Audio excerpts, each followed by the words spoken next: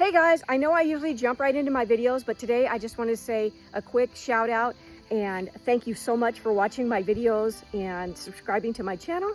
This is a passion of mine. I absolutely love repurposing household items, which is what I'm doing today with taking a kitchen cabinet door and we're making it into a really cool wall hanging.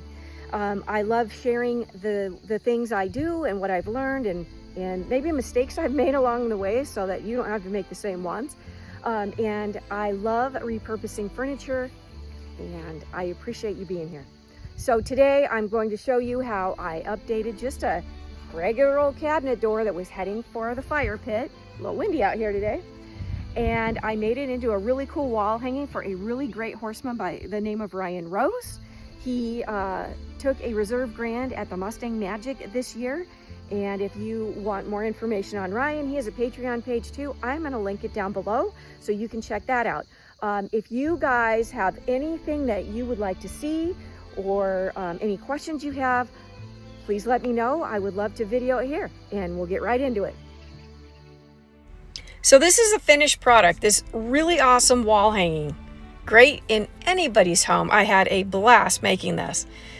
So here is the picture that I got from a local printer along with the cabinet door.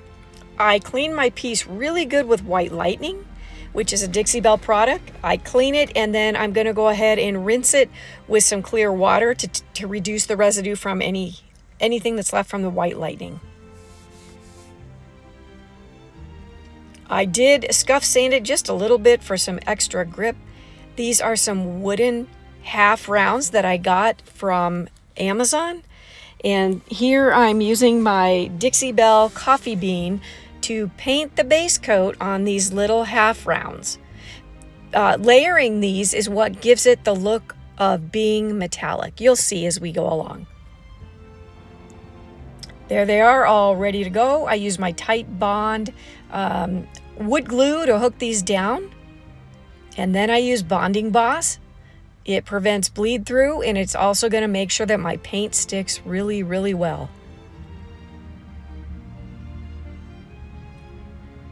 Here it is. I got 2 coats of Bonding Boss and then I wait 24 hours.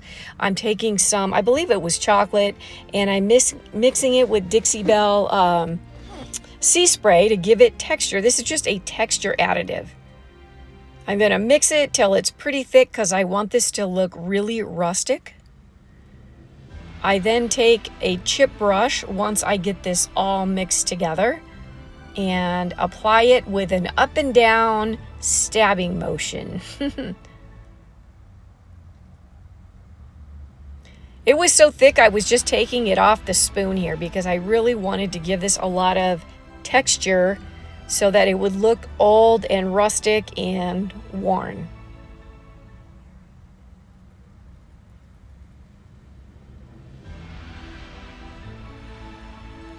As you can see, this is where I have it applied, and after it dries, you see that great texture on there. I love it. Besides that, you can scuff back your paint to that darker layer as well, which also gives it that old and worn look. Then I took my Dixie Belle terracotta paint, and I also have some Pure Ocean mixed with kudzu for that older turquoise look. As you can see, as I apply this and start working it in, it starts giving it kind of a rusty look just by itself. I do add a little water to my paintbrush as we go, and this is all to taste. You know, whatever you like is what you can do with it. That's what is so fun with this paint.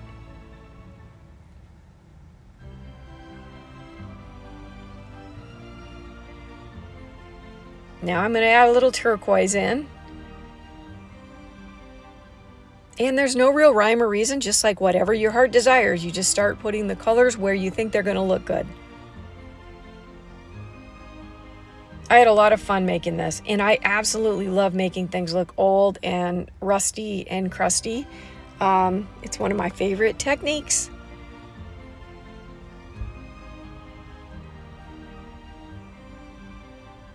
I just kept going back and forth with the 2 colors, just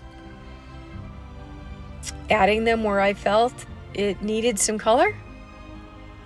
And that's kind of towards the end. Now, to make it look rusty underneath these metal, what they look like metal pieces, I used the terracotta, and then with a dry brush, I tapped it around. So it kind of blends it in, but it gives it that rusty metal drippy look, which we're going for.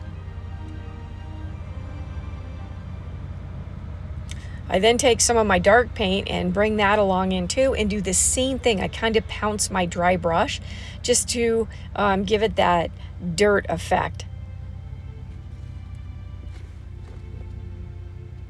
So here I'm using some of the awesome wax from Dixie Belle, and I'm just using my finger, as you can see.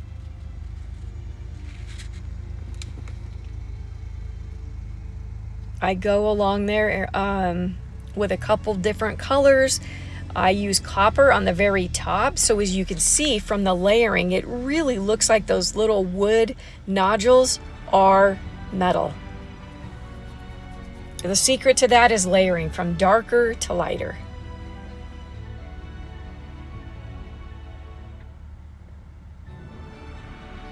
I then went over the whole thing with clear coat satin.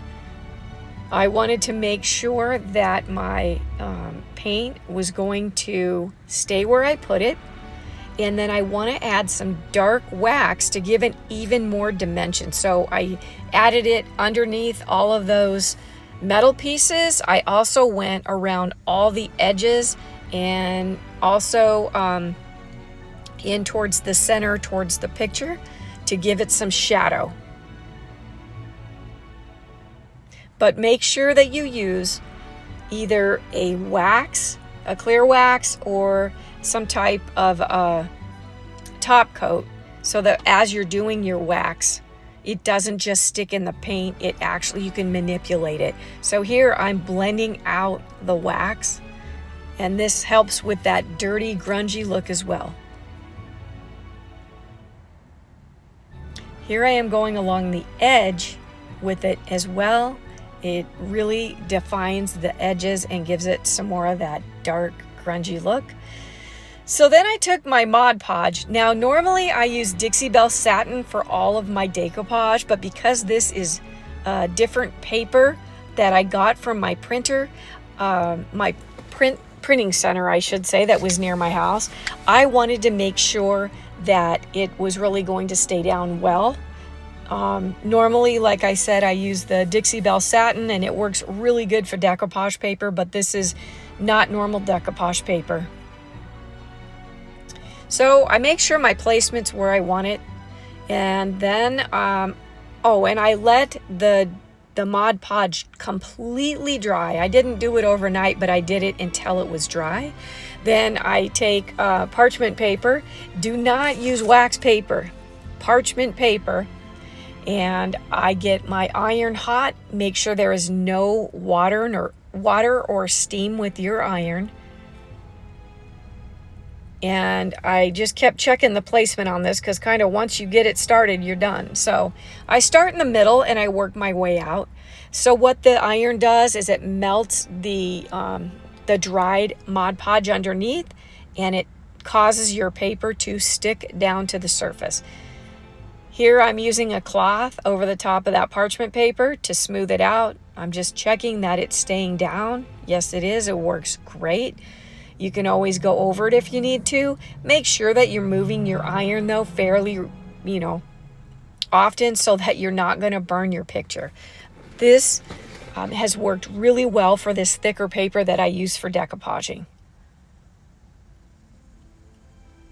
Then I always smooth it out over the top. This has worked really, really well for me.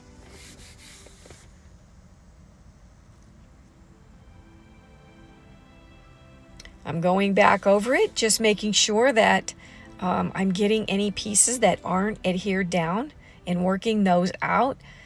Always from the middle to the end, and work the bubbles out.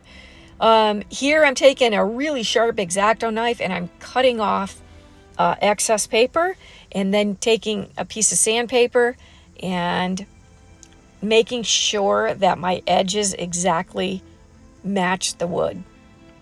And I did go back with a dark brown, and I made sure that any edges that were white were also painted over. So here's my finished project. I had a blast. So if you have any questions, you enjoyed watching this, please like and subscribe to my channel.